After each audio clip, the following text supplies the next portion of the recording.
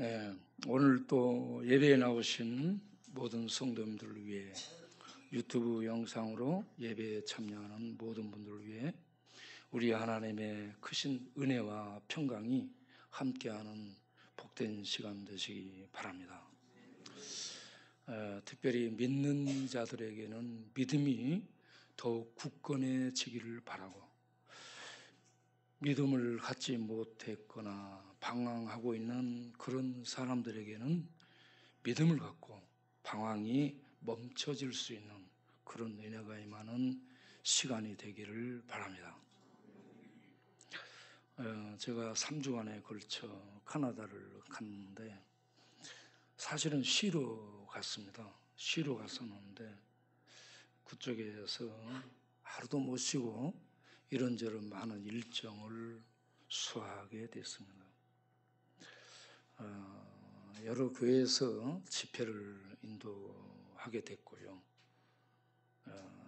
제가 그곳에 왔다는 얘기를 동문들이 듣고 여기저기서 이렇게 교회에 와서 또 설교를 해달라고 해서 일정을 잡으려고 했는데 일정들이 없어가지고 그냥 만나서 식사만 하고 오고 그렇게 됐습니다.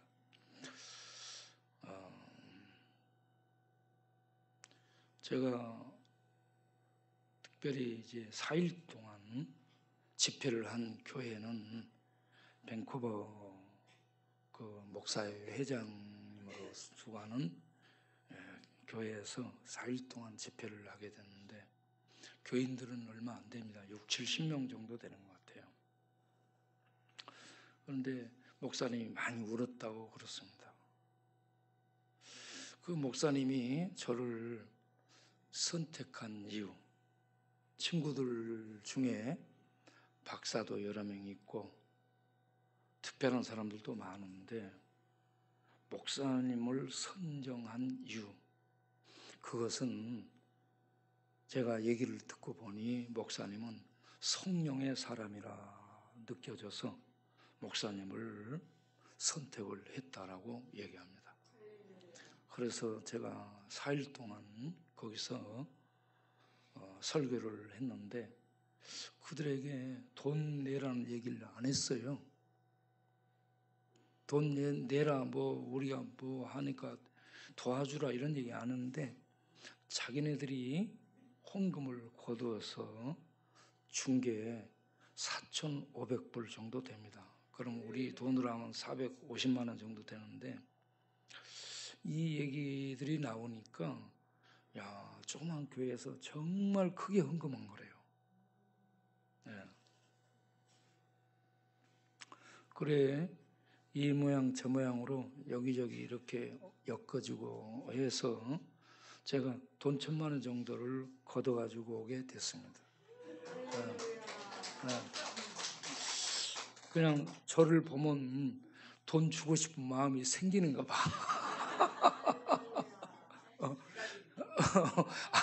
제가 돈 달라는 얘기 안 했어요. 그런데 그렇게 자기네들이 뭐 돼서 이렇게 돼서 이렇게 해가지고 오게 됐습니다. 하나님께서 그런 감동을 주신 것이라 믿습니다. 그런데 목사님들 만나서 얘기 들어보면 교회가 굉장히 어렵습니다. 거기 나가서 살고 있는 분들도 삶이 어렵고요. 굉장히 힘듭니다. 목사님들은 교회가 될 듯 하다가 쪼개지고 또 흩어지고 그래서 목사님들이 많이 운다고 그렇습니다. 이런 이 밴쿠버 상황, 그리고 사스카추안으로 우리가 비행기를 타고 이동해서 그곳에 가서 원주민 청소년들 집회를 또 참여하게 됐습니다. 14개의 부락에서 원주민 청소년들을 모아가지고 2박 3일 집회를 하게 되는데 거기에서는 제가 한 번 설교를 하게 되었습니다. 백인 이 청년 설교자를 초청해 가지고 설교를 하게 했는데 원주민들 청소년들이 이 찬송과 함께 얼마나 뛰고 소리 지르며 노래 부르고 하는지 모릅니다. 그러한 찬양을 하면서 그들이 치유가 좀 되겠다 이런 생각도 해보기는 했습니다. 그러나 그 원주민 사회가 마약과 중독, 악령들의 지배, 무속신앙 지배, 그런 속에서 이 희망을 심어주지 못한 사회 분위기 때문에 많은 아이들이 자살을 생각하고 있고 또 자살하기도 하고 그렇다는 얘기를 늘 듣습니다. 밴쿠버에서 목사님들도 힘들고 교포들도 삶이 힘들고 그곳 원주민 사회 이곳저곳 불악에 사는 자들도 다들 어렵고 힘듭니다. 우리 쪽방촌에 있는 사람들도 삶이 힘들고 어렵습니다. 정치하는 사람들도 바라다 보면 얼마나 힘들까 하는 생각이 듭니다. 그래서 이 사회를 향해 하나님이 주시는 말씀이에요. 수고하고 무거운 짐진 자들아 다 내게로 오라. 내가 너희를 쉬게 하리라. 예? 고위 공직자들도 겉보기는 빛이 좋아 보이는데 내면은 불안하고 고통스럽고 또 지옥을 경험하는 이런 사람들이 많으리라고 봅니다. 잘 사는 사람도 힘들고 못 사는 쪽방촌도 힘들고 삶을 다른 곳에 찾아보기 위해서 외국으로 간 교민들도 힘들고 그곳에서 새로운 목회의 꿈을 꾸는 사람들도 힘들고 백인들에게 삶의 자리를 빼앗긴 원주민 그 부락부락의 주민들도 힘들고 어디를 가나 전부 힘들다 합니다. 여러분 힘든가요? 여러분 힘들어요? 네. 네. 이 시간에 우리 주님께서 은혜를 주셔서 수고하고 무거운 인생들아 그 무거운 짐을 내게 맡기고 내가 져줄 테니 내게 맡기고 너희는 편안함을 얻도록 하라. 이 말씀대로 주님께 맡기고 평강을 얻는 시간이 되시기를 바랍니다. 돌아와서 어제 육중에 쉬고 있는데 누가 문을 두드려요. 그래서 열어줬더니 한 친구가 들어왔어요. 내가 지금 그 친구 여기 있나 보니까 없어요.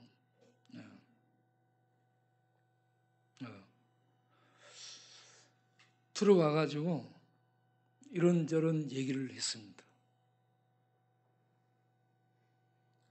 또 갔다가 야 힘드니까 나중에 알아. 그래 갔다가 또 문이 열려 있었던가 봐. 문 열고 다시 들어왔어요.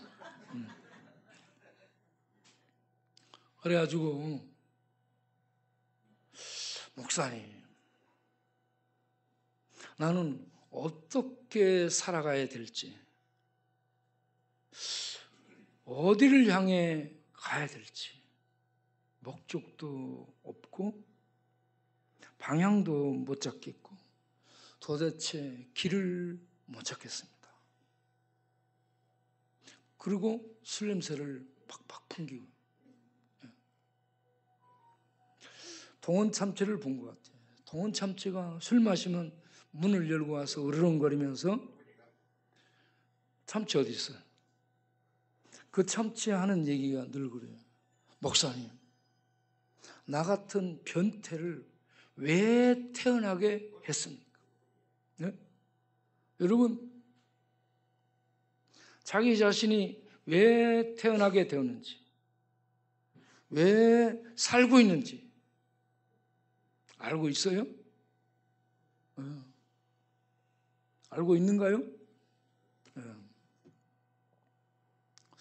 저는 이렇게 보니까 사람들이 전부 방황하고 있어요. 방황을 계속하는 것을 방랑이라고 하죠. 방황과 방랑 생활이 계속되고 있습니다. 그들이 있는 곳은 광야입니다. 광야에서 길을 잃고 목적지도 잃고 여기저기 자빠지며 쓰러지며 방황하고 있는 것이 우리 인생들이다라고 생각합니다. 제가 갔다 와서 전에 채식주의자를 읽었는데 어제부터 아침까지 해서 이 채식주의자를 다시 읽었어요. 한강이, 여러분 한강 알죠? 이번에 노벨 문학상을 탄 한강이 이 소년이 온다라는 책과 이 채식주의자 이 책으로 노벨 문학상을 받은 것으로 알고 있는데, 이 채식주의자, 전에도 읽었어요. 그런데 다시 한번 읽어봤어요. 내용이 뭔가? 나를 찾는 겁니다. 나를 찾는 것. 그런데 나를 찾는 이 책의 주인공은 무엇에 이끌리냐면 꿈에 이끌립니다. 꿈을 꾸는 거야. 늘 꿈을 꿔.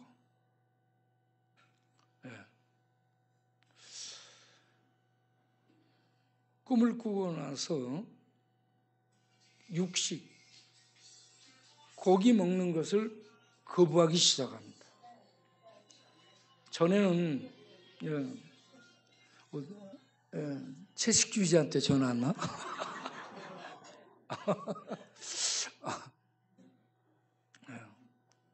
전에는 이 고기를 뒤집으며 잘 구워 먹고 그랬대요. 아버지는 회를 떠서 먹고 육회를 좋아하고, 어머니는 하루 회를 뜨고,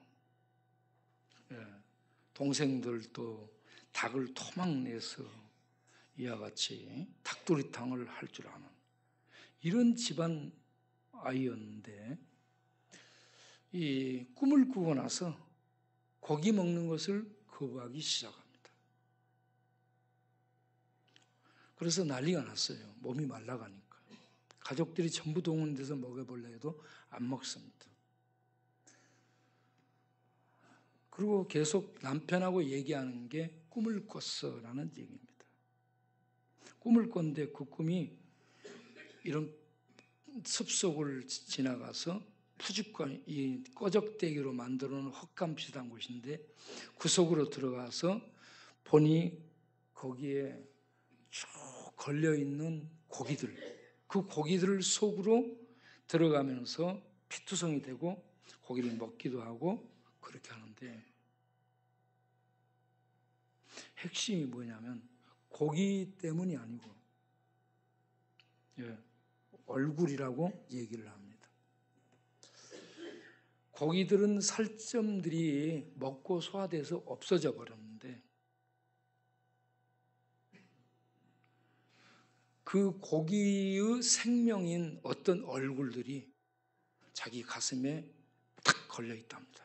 그래서 못 먹는 거예요. 밥을 못 먹게 되는 거예요. 강제로 먹여보려 해도 안 먹습니다. 그래서 병원에 입원해요. 정신병원에 입원해가지고 치료를 받고 어느 정도 있다가 나와. 그리고 2부에서 예술과 이 몸의 어떤 조화를 구하게 되고, 3부에서 다시 병원에 입원을 하게 되고, 그리고 죽어가게 됩니다. 이게 내용이에요. 그런데 3부에서 무엇이 이 두드러진 내용이냐면 이 주인공이 영예예요. 이름이 영예가 나무가 되는 겁니다. 나무는 밥을 안 먹고 고기도 거부하고 물을 먹는 거예요. 물을 달라라고 하면서 자기가 나무로 인식을 해요. 그래서 병상에 누워 있는데 자기는 자기 손에서 뿌리가 나오고 자기 몸에서 뿌리가 나오고 자기에게서 싹이 나오고 그리고 나중에는 거꾸로 물구나무를 서고 거꾸로 물구나무 서서 자기가 짚고 있는 손에서 뿌리가 밑으로 내리고 위에서 순이 나오고 허리는 길어져 가지고 나무가 되고 이게 무엇이냐? 여러분 굉장히 난해한 내용이에요. 네. 그런데 이 내용을 읽으면 딱 피카소가 떠오르는 거예요. 피카소 그림 있잖아. 피카소의 그림은 초현실주의적인 그림이라고 얘기합니다. 현실을 벗어났다는 얘기입니다. 피카소의 그림의 특징이 뭐예요? 얼마나 비싼지 몰라요. 피카소 그림이. 얼굴이 여가 있고 코가 여가 있고 발이 여가 있고 손이 여가 있고 다 해체되어 있습니다. 해체주의예요. 초현실은. 예. 그런데 이 해체주의가 나오게 된 배경이 하나님의 세계가 없는 인간의 닫힌 세계 내에서 인간이 누구냐를 찾는 겁니다. 인간이 누군가를 찾다 보니 피카소의 그림을 통해서 나타나는 게 미쳐있는 모습들입니다. 이 영예는 정신분열증입니다. 거식증, 식사를 거부하는 거식증입니다. 예. 그런데 보통 사람들하고 약간 다른 정신적인 측면이 자기를 나무로 생각하는 거예요. 나무. 자연주의라고 볼 수 있습니다. 예. 나무가 돼가지고 자기에게서 꽃이 피는 거예요. 예. 그래서 이게 은총이라는 하나님의 영역, 하늘의 은총이라는 영역이 제거된 인간 세계는 인간이 이 인간 세계를 벗어나기 위한 몸부림이 끝없이 계속되는데 이렇게 피카소 그림 같은 초현실, 이렇게 채식주의자처럼 나무화되는, 자연이 되는 이런 것으로 기결될 수밖에 없는 인간의 이 캄캄한 모습을 보여주고 있습니다. 이런 이 작품을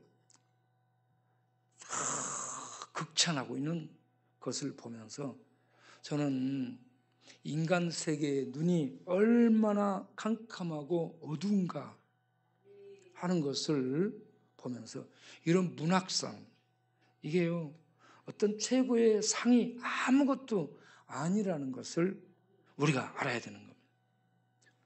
그래서 우리는 누군가? 여러분, 제가 이 데미안을 읽었잖아. 데미안의 이 핵심이 뭐냐면 친구 엄마를 봤는데 엄마 속에서 여자를 본 거야. 사람을 보는데 한 사람으로 보지 않고 그 속에 다른 사람이 있는 거예요. 그리고 실존주의의 한 사람인 알베르토 까미가 이방인을 썼잖아. 까미가 이방인을 썼는데 이 어머니가 죽었어요. 돌아갔으면 슬퍼해야 되잖아. 슬퍼하지 않는 거예요. 사람을 죽였어요. 죄책감을 느끼지 않아요. 왜 그러냐? 내가 난데 내가 아니야. 내 안에 내가 있고 네 안에 내가 아닌 다른 존재가 가득한 거예요. 예? 그래서 이방인이에요. 내가 나에게 낯선 자야. 예? 낯선 자.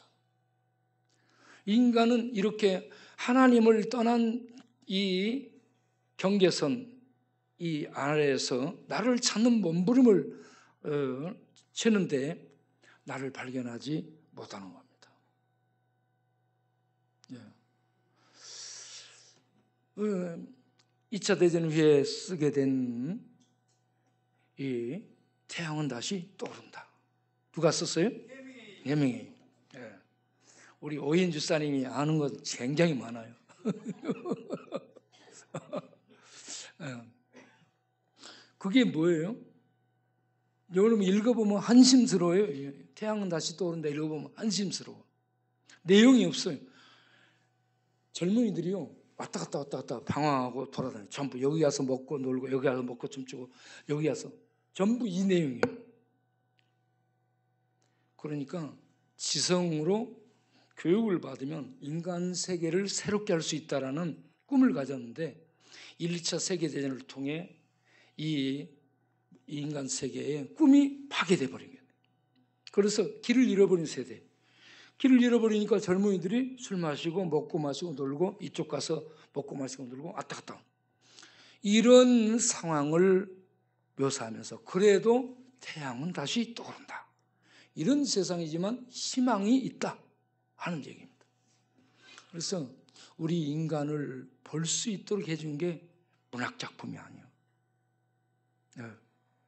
과학도 아니고 철학도 아니고 어떤 탁월한 전문가들의 고견도 아닙니다. 우리 인간의 본 모습을 볼 수 있도록 해주는 거예요. 이사야가 우시야 왕이 죽던 해에 거룩하신 하나님 성전에서 하늘에 계신 보좌에 계신 분이 어쩌라기 성전에 와 있는 거룩하신 하나님을 뵙고 거룩하신 하나님 인지 앞에 딱 서니까 주여 나는 화로다 나는 죽겠다 하는 이 비명을 지르지 않습니까? 거룩하신 하나님을 뵙게 될 때에 우리 인간의 실존, 우리 인간의 타락한 부패의 본 모습을 볼 수 있는 줄로 믿습니다. 베드로가 예수님 앞에 거룩하신 하나님 앞에 딱 섰어요. 고기를 잡았어요. 고기를 잡아서 가득 이 잡은 고기 때문에 기뻐해야 되는데 베드로가 영적으로 눈이 떠져서 그 고기 때문에 기뻐하지 않냐고 하나님 앞에 예수님 앞에 무릎을 꿇습니다. 무릎을 꿇고 주여 나는 죄인입니다. 나를 떠나소서라고 고백을 하고 있습니다.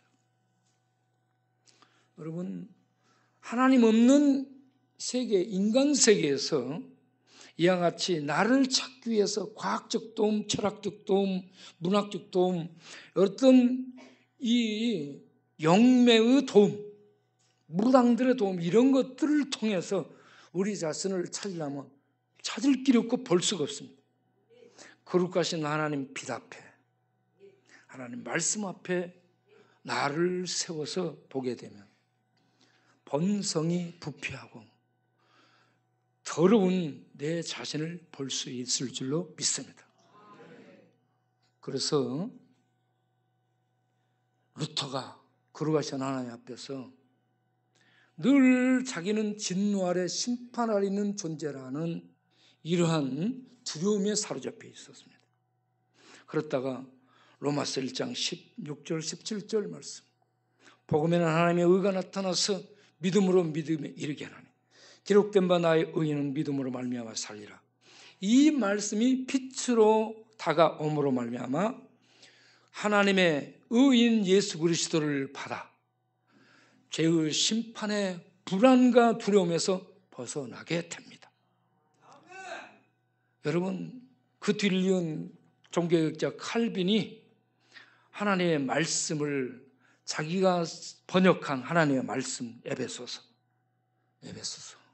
펠리컨 하우스에서 그 모여온 성도들이 읽을 때 그 말씀이 들릴 때 이 영혼이 울림이 왔습니다. 여러분 여기서 하나님의 말씀을 들을 때에 극장에 관람객으로 있지 마시고 영혼 속에 천상에서 전해주는 하나님의 말씀으로 울림이 오기를 바랍니다. 영혼 속에 이 말씀이 들려지기를 바랍니다. 그래서 단순히 단 지식적인 얘기가 아니고 철학적이고 문학적인 얘기가 아닌 이 땅을 넘어선 하늘에서 들려지는 하나님의 말씀으로 들려져서 비밀 속에 있는 보이지 않는 진리의 세계가 읽혀지고 깨달아지고 보여지고 들려지고 믿어지는 역사가 있게 되기를 바랍니다.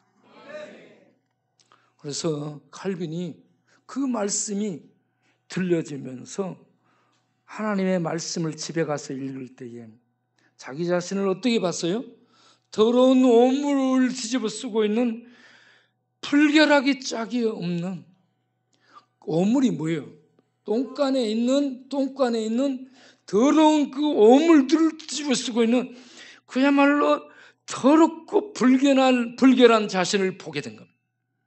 하나님 말씀의 거울 앞에서 우리 자신을 이와 같이 비춰볼 수 있는 본성상 타락하고 살아오면서 죄로 점철되고 죄로 범벅이 되어 있는 영혼도 마음도 생각도 기억도 이성도 우리들의 생각도 이런저런 만남의 관계 속에서도 이 모든 것들이 죄의 오물, 죄의 더러움으로 범벅이 되어 있는 내 모습을 보면서 우리 하나님 앞에 천부여 의지없어서 손들고 옵니다 라는 이러한 자비를 구하는 우리가 되기를 바랍니다.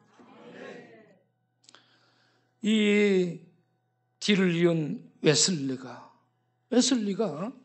모라비안 교도들이 모여서 예배하면서 한 무명의 사람이 나와 루터의 이 서문, 로마서 서문을 이렇게 읽는데 그 마음속에 빛이 들어와 그가 하나님 앞에 회개하게 되는데 자기를 어떻게 보게 되냐? 나는 마귀와 짐승의 복합물이다라고 봤습니다. 여러분 우리 자신들 체면과 지성과 사회적인 감투들로 뒤집어쓰고 박사학위로 뒤집어쓰고 괜찮은 것처럼 그 안에 있는데 까놓고 하나님의 말씀으로 들어가 분석해 보면 우리는 더러운 오물 속에 있는 더러운 존재요 짐승과 마귀의 혼합물인 그래서 하나님을 들이받고 교회를 공격하고 하나님 앞에서 이런저런 회방을 해왔던 그야말로 지옥으로 던져져야 될 이런 존재라는 것을 볼 수가 있습니다. 이러한 내 자신의 실상을 하나님 앞에서 볼 수 있는 우리가 되기를 바랍니다. 저는 예수님이 4대 성인인 줄 알았어요. 그런데 하나님을 만나고 난 다음에 성경을 읽으니까 마태복음 1장이 읽어지기 시작했어요. 아브라함과 다윗의 자손 예수 그리스도의 세계라. 아브라함이 이삭을 낳고 이삭은 야곱을 낳고 야곱은 유다 형제들을 낳고 유다는 베레스를 낳고 베레스는 헷스를 낳고 헷스는 라함을 낳고 라함은 아비나답을 낳고 아비나답은 낫손을 낳고 낫손은 살몬을 낳고 살몬은 라합에게서 부하스를 낳고 부하스는 룻에게서 오벳을 낳고 오벳은 이스를 낳고 이스는 다윗 왕을 낳으니라. 이렇게 하나님의 말씀이 읽어지는데 마태복음 1장 21절에 가면 무슨 말씀이 있어요? 아들을 낳으리니 이름을 예수하라. 이는 그가 자기 백성을 저희에서 구원할 자이심이라. 다시 한번 하겠습니다. 이 말씀이 하늘에서 들려지길 바랍니다. 아들을 낳으리니 이름을 예수라 하라. 이는 저가 자기 백성을 그들의 죄에서 구원할 자이심이라. 와, 여러분 성경을 읽을 때 지식을 읽고 인용하기 위해서 읽으면 안 돼요. 말씀이 하늘에서 들려지는 하나님의 말씀이 돼야 됩니다. 이 말씀이 하늘에서 들려지게 되면 지식을 뚫고 생각을 뚫고 마음을 뚫고 영혼을 뚫고 내 가장 깊숙한 곳에 말씀의 빛이 들어와 나를 하나님 앞에 세우는 거야. 그럼 하나님 앞에 내 영혼이 무릎을 꿇게 되는 겁니다. 내 영혼이 무릎을 꿇고 하나님 앞에 두 손을 들고 천부여 의지 없어서 손 들고 왔습니다. 나를 불쌍히 여겨 주옵소서. 문둥병자처럼, 세리처럼, 또 38년 된 병자처럼 우리는 하나님 앞에서 하나님의 자비를 구하면서 불쌍히 여겨 주옵소서. 십자가에 못 박혀 죽어가는 한 살인마처럼 주여 당신의 나라에 임하실 때 나를 불쌍히 여기소서. 자비를 베풀어 주옵소서. 이러한 청원을 할 수 있는 이 겸손함이 우리에게 있어야 될 줄로 믿습니다. 그러려면 예수님이 누군지 보여줘야 됩니다. 읽혀줘야 됩니다. 성경은 비밀 문서예요. 기록해놨는데 이 인간 세계의 말로 써놨지만 사실은 천상의 언어입니다. 하늘의 언어예요. 그래서 이 땅에 있는 말들로 풀이를 해서 읽어주고 설명하는데 몰라요. 어떻게 알게 되느냐? 하늘에서 온 진리에 비친 성령께서 이 말씀을 열어 읽어주게 될 때에 그 성령의 조명을 받고 성령의 인도를 받는 사람들이 그 말씀이 읽어지게 되고 깨달아지게 되고 보여지는 거야. 그래서 예수는 마태복음 3장 17절을 가서 보게 되면 이는 내 사랑하는 아들이요 하면서 하나님이 직접 하나님의 아들이라고 말씀하죠. 그리고 이러한 예수를 마태복음 16장 16절에 가면 제자들이 고백하잖아. 주는 그리스도시요 살아계신 하나님의 아들이심을 믿습니다. 너희는 나를 누구라 하느냐? 세상 사람들은 이 모양 저 모양 어쩌고저쩌고. 그러면 너희는 나를 누구라 하느냐? 주는 그리스도시요 살아계신 하나님의 아들이심을 믿습니다. 이 고백을 하는 자들에게 천국이 주어지게 되는 줄로 믿습니다. 이 고백을 하는 자들은 마태복음 5장 3절에 심령이 가난한 자인 줄로 믿습니다. 심령이 가난한 자들만 이 고백을 할 수 있는 거예요. 심령이 교만한 자들은 절대 읽혀지지 않고 보여지지 않습니다. 여러분, 우리 하나님 앞에 모두 내려놓고 우리 영혼 속에 비춰진 하나님의 성령의 은혜 속에 예수를 그리스도, 예수를 하나님의 아들로 보고 발견하고 붙들고 주 앞에 자비를 구하는 우리들이 될 수 있게 되기를 바랍니다. 그러한 자들에게 예수님이 마태복음 4장 17절에 하신 말씀, 공생애를 시작하며 첫 하시는 말씀이 무슨 말씀이에요? 회개하라, 천국이 가까이 왔는지라.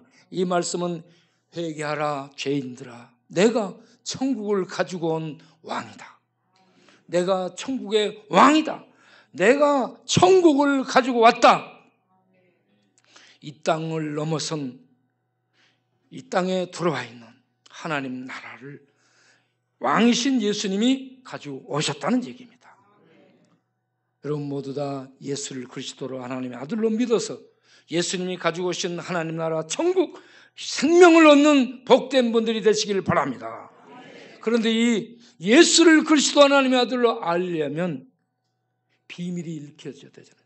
이 비밀이, 예수는 비밀이에요. 그래서 골로새서 1장 26절 27절에 예수 그리스도는 하나님의 비밀이라고 얘기해요. 만세전부터 만대전부터 감추어져 있다.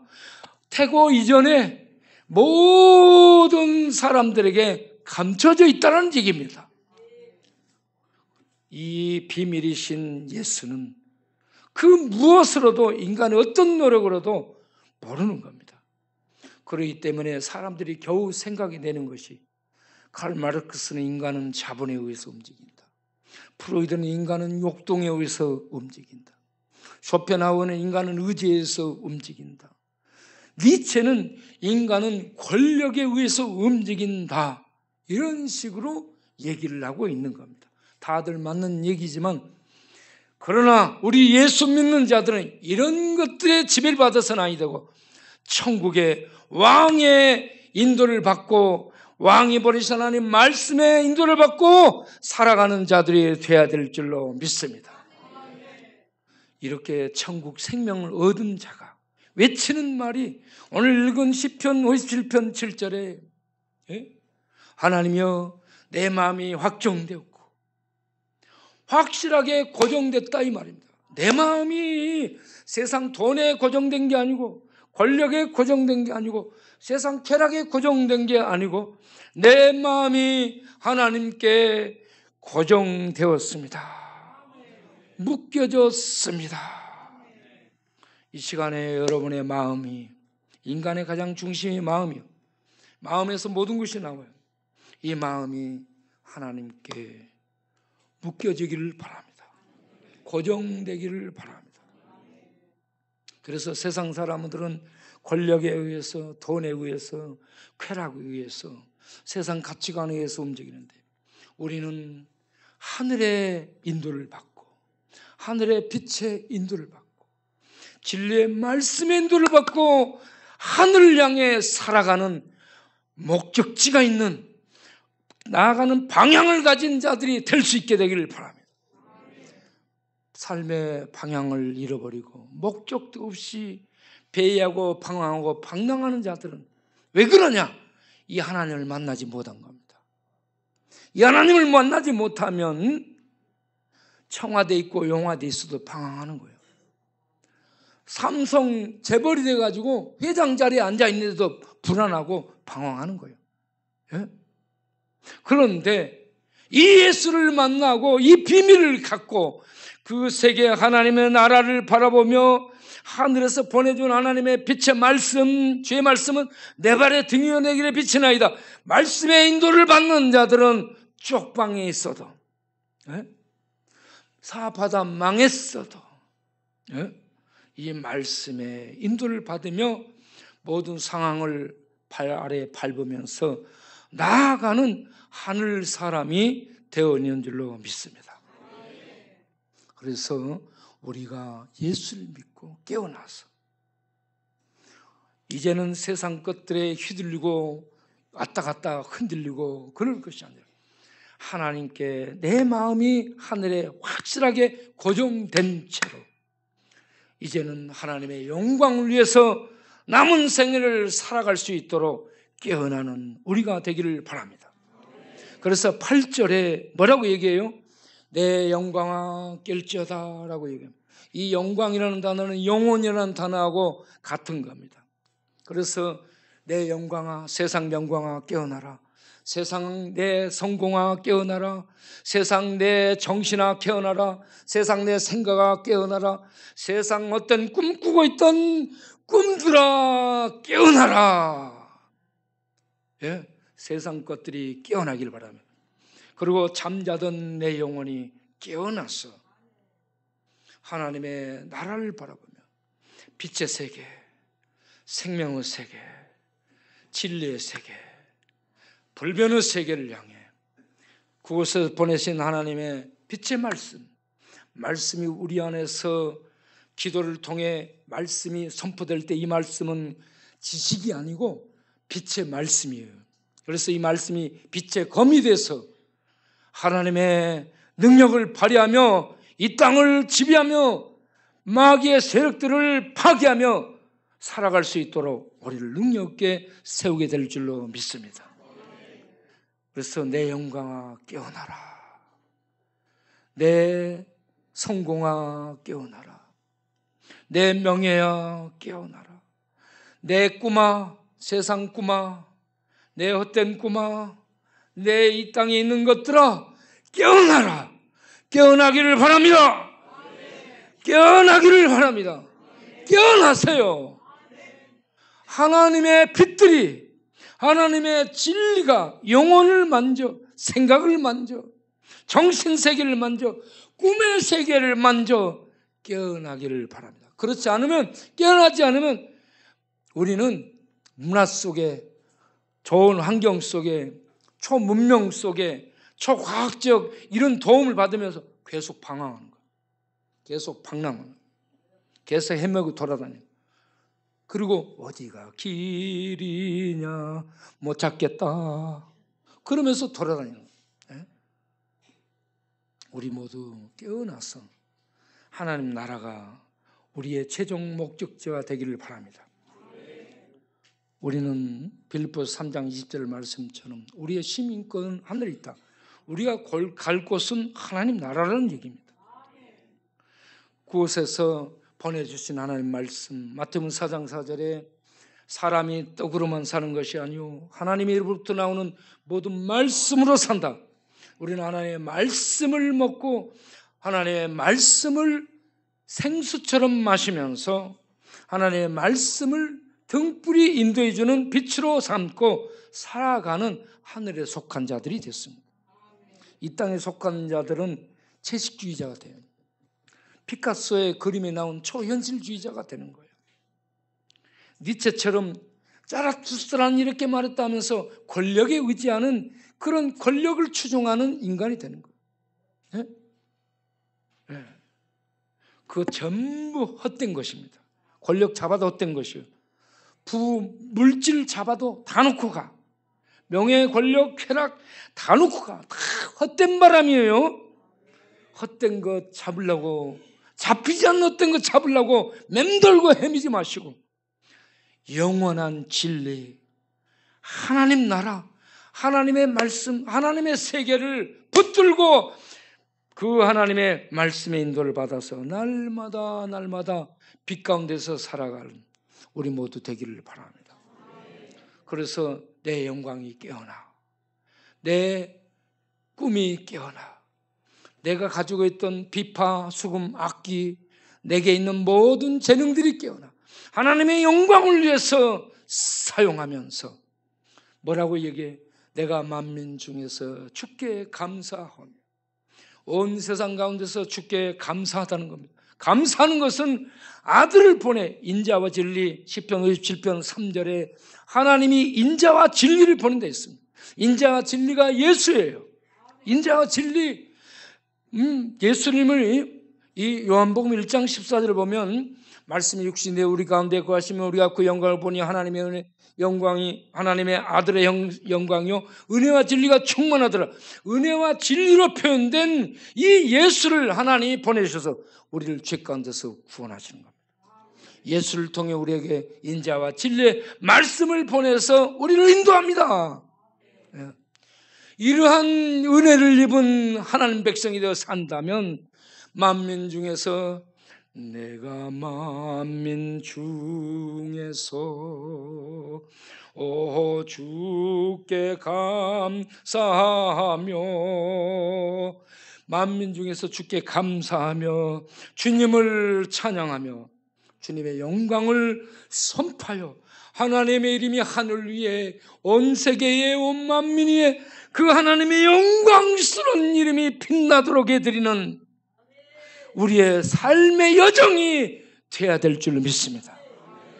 우리가 이렇게 월동 잠바 나누는 거 이게 뭐예요? 단순히 사람들을 도와주자 이게 아니에요. 이 잠바를 나누기 위해서 모이고 그곳에 모이면 하나님 앞에 예배를 드리며 여호와 크신 하나님의 이름이 찬양을 받고 그 하나님의 이름으로 복음이 선포돼서 그것은 어둠에 잡힌 영혼들이 예수 믿어 구원받더라 하는 이 숭고한 이 목표를 가지고 우리가 월동잠바 나누는 일을 합니다. 우리 주님이 기뻐하실 줄로 믿으시기 바랍니다. 우리는 단순히 나누는 구제사역하는 자가 아니요 주의 복음을 선포해서 예수 믿고 구원받도록 하나님의 은혜를 전하는 하늘의 용사들입니다. 우리가 하나님의 복음을 전하며 주의 이름을 찬양할 때 그곳에 해방하고 사람들 잡고 있는 악한 영들이 떠나가기를 원합니다. 악령들의 쇠사슬, 사람의 마음, 생각, 정신세계 또 이런저런 이 중독으로 이런저런 기억과 상처, 아픔들로 사람들을 마음을, 생각을, 정신세계, 기억세계, 지식세계를 결박하고 있는 어둠의 세력들의 지배가 있는데 우리 하나님의 말씀이 선포될 때 하나님의 능력이 함께함으로 모든 쇠사슬, 족쇄, 멍에들이 풀어지고 끌어지는 역사가 나타나기를 바랍니다. 우리 교회에 그런 은혜가 있기를 바라고 우리가 모여서 천막에 예배를 때 그런 은혜가 있기를 바라고, 잠반하는 일을 할 때에 우리 왕의 통치가 나타나 이러한 역사가 일어나기를 바랍니다. 에베소 1장 20절 이하를 보게 되면 예수는 죽으셨다가 하늘 보좌에 앉으시고 모든 권세를, 모든 이 통치를 갖고 있는 탑, 왕 중의 왕, 모든 최종 탑으로 말씀을 하고 있습니다. 그 예수님 앞에 모든 무릎이 굴복한다라고 예수님의 통치의 권세가 얼마나 대단한가를 말씀합니다. 그러면서 22절 23절에 만물 가운데 몸인 교회의 머리가 예수라고 말씀하고, 23절에 교회를 통해 만물을 충만케 한다라고 말씀합니다. 여러분, 교회는 하나님의 몸된 기관이에요. 하나님의 직접 역사하는 기관이 교회예요. 이 교회를 통해서 우리 왕의 통치가 나타납니다. 이 통치가 소프트하게 나눠주는 일, 구제하는 일, 섬기고 돌보는 소프트한 일로 나타나고, 공격적으로 복음을 선포해서 악령들의 세력을 깨뜨리고 죽은 잡혀있는 영혼들을 꺼내는 강력한 통치가 동시에 나타납니다. 몸된 교회를 통해 이렇게 만물 가운데 하나님의 신령한 은혜와 복을 흘려보내 나타내는 그런 복된 기관이 교회예요. 교회를 통해 일을 합니다. 그러니까 우리 교회가 얼마나 귀중한가 하는 것을 아시기를 바랍니다. 이 땅에 여러분 정의는 없습니다. 이 땅의 정의는 힘이고 권력입니다. 불의함에도 불구하고 힘을 가진 사람들이 정의를 행하는 것처럼 말을 하고 정의를 표방하는데 그곳에 정의 없습니다. 이스라엘이 그렇습니다. 정의가 무너지게 되면 법정의 진리가 없게 됩니다. 법정적 진리가 없어지면 사회적 이 공의가 없어지게 돼요. 사회 정의가 없어지게. 사회 정의가 없어지면 경제적 정의가 없게 됩니다. 그러면 가장 어렵고 힘든 사람들이 핍박을 받고 어려움을 겪습니다. 이 세상은 그렇습니다. 그리고 그런 것들을 돕는 것이 복지정책이에요. 복지정책을 통해 통치를 또 하는 것입니다. 그런데 거기에 진정한 정의와 진정한 사랑이 없습니다. 교회를 통해 하나님이 진정한 이 공의를 행하고요, 교회를 통해 진정한 사랑을 행하도록 하나님이 교회를 통해 역사합니다. 그렇기 때문에 여기 있는 여러분 한 분은 너무너무 중요합니다. 옆 사람에게 인사 한번 합시다. 당신은 너무 중요합니다. 절대 죽지 마세요. 절대 죽으면 안 돼요. 나를 무가치하다고 한강에서 뛰어내리지 마시고, 가서 목매달아 줄로 목 묶지 마시고, 약 먹지 마시고, 존귀한 내가 힘들지라도 하나님의 은혜를 구해서 살아가며 하나님의 은혜를 흘려보내는 복의 통로로 굳건히 살아갈 수 있기를 바랍니다. 그러한 여러분에게 전해주는 하나님의 말씀 한 기절을 외치고 마치겠습니다. 이사야 41장 10절에 주님이 이 땅을 살아갈 하나님 백성들에게 들려주신 언약적 책임지는 말씀, 두려워 말라 내가 나와 함께함이니라, 놀라지 말라 나는 내 하나님이 됨이니라, 내가 너를 굳세게 하리라, 참으로 내가 너를 도와주리라, 참으로 나의 의로운 오른손으로 너를 붙들리라. 아멘. 우리를 놓지 않고 붙들고 갑니다. 이게 하나님의 언약적 책임이에요. 언약을 끝까지 이행하시는 이 하나님 자녀들을, 예수 믿는 자녀들에게 언약을 신실하게 이행하시는 하나님이 영원토록 하나님 백성들과 함께 하심을 믿는 믿음으로 모든 역경 환난 고난을 담대히 헤쳐나가는 하나님의 사람들 되시기 바랍니다. 아멘.